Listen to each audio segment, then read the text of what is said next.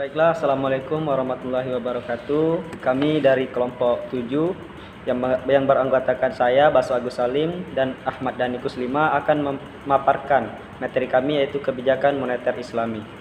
Dan kami akan memaparkan yaitu pengertian kebijakan moneter. Kebijakan moneter adalah kebijakan pemerintah untuk memperbaiki keadaan perekonomian melalui pengaturan jumlah uang beredar. Untuk mengatasi krisis ekonomi yang hingga kini masih terus berlangsung, di samping harus menata sektor real, yang tidak kalah penting adalah meluruskan kembali sejumlah kekeliruan pandangan di seputar masalah uang. Bila dicermati, krisis ekonomi yang melanda Indonesia juga belahan dunia lain sesungguhnya dipicu oleh dua sebab utama, yang semuanya terkait dengan masalah uang, yaitu persoalan mata uang, di mana nilai mata uang suatu negara saat ini pasti terikat dengan mata uang negara lain. Dan yang kedua, kenyataannya di bahwa uang tidak lagi dijadikan sebagai alat tukar saja, tetapi juga sebagai alat komoditi yang diperdagangkan. Dan kebijakan moneter dapat digolongkan menjadi dua, yaitu kebijakan moneter ekspansif dan kebijakan moneter kontraktif. Baiklah, selanjutnya yaitu sejarah kebijakan moneter. Sistem moneter sepanjang zaman telah mengalami banyak perkembangan sistem keuangan. Inilah yang paling banyak dilakukan, studi empiris maupun historis, bila dibandingkan dengan disiplin ilmu ekonomi lainnya. Sistem keuangan pada zaman Rasulullah digunakan himatalik standar, yaitu emas dan perak, dirham dan dinar, karena keduanya merupakan alat pembayaran yang sah dan beredar di masyarakat. Nilai tukar emas dan perak pada zaman Rasulullah ini relatif stabil dengan nilai kurs dirham dan dinar 1:10. Namun demikian, stabilitas nilai kurs pernah mengalami gangguan akan adanya disequilibrium antara supply dan demand.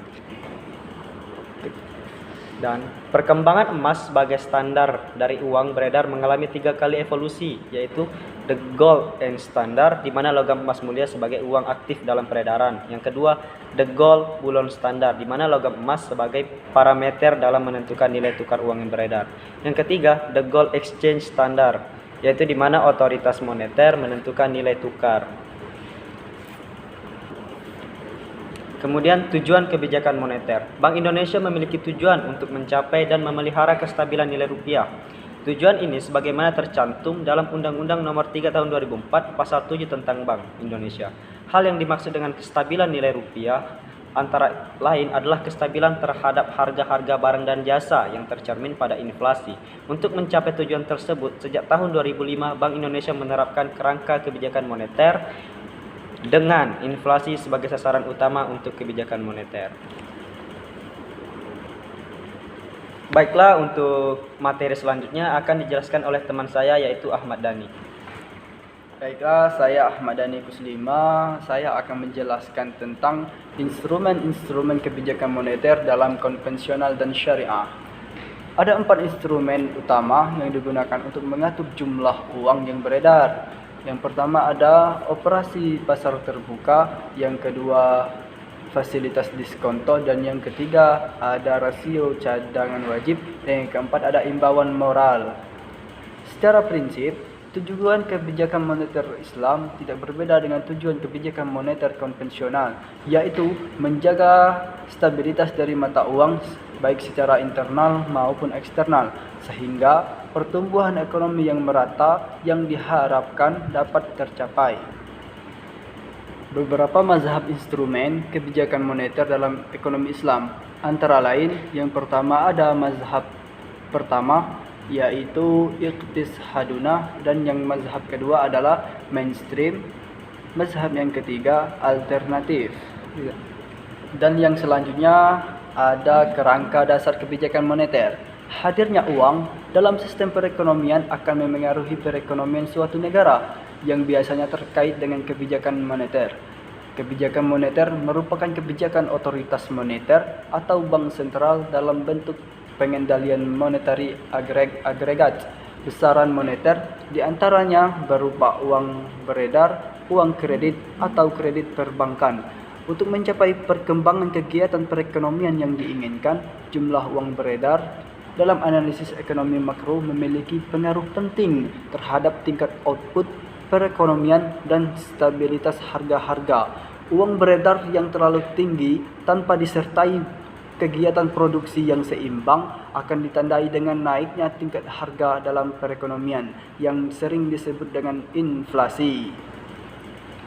Dengan demikian, kebijakan moneter menjadi faktor penting dalam menstabilisasi siklus bisnis. Kebijakan moneter yang dikelola dengan baik akan menghasilkan tingkat perekonomian yang stabil melalui mekanisme transmisinya pada harga dan output, yang pada akhirnya membawa efek multiplier pada variabel-variabel lain.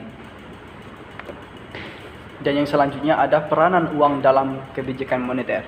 Dalam ekonomi konvensional, fungsi uang disamakan dengan komoditif sehingga menyebabkan timbulnya pasar tersendiri dengan uang sebagai komoditifnya dan bunga sebagai harganya. Pasar ini adalah pasar moneter yang tumbuh sejajar dengan pasar real, barang dan jasa berupa pasar uang, pasar modal, pasar obligasi, dan pasar derivatif. Akibatnya, dalam proses konvensional timbul dikotomi sektorial dan moneter.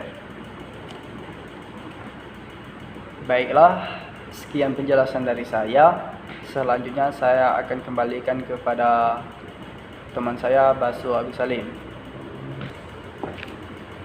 Baiklah, sekian dari penjelasan dari kelompok kami. Apabila ada yang ingin ditanyakan atau ada yang ingin ditanggapi, silakan ditanggapi dan ditanyakan. Apabila kelompok kami terdapat kesalahan dalam memaparkan penjelasan materi kami mohon maaf. Wassalamualaikum warahmatullahi wabarakatuh.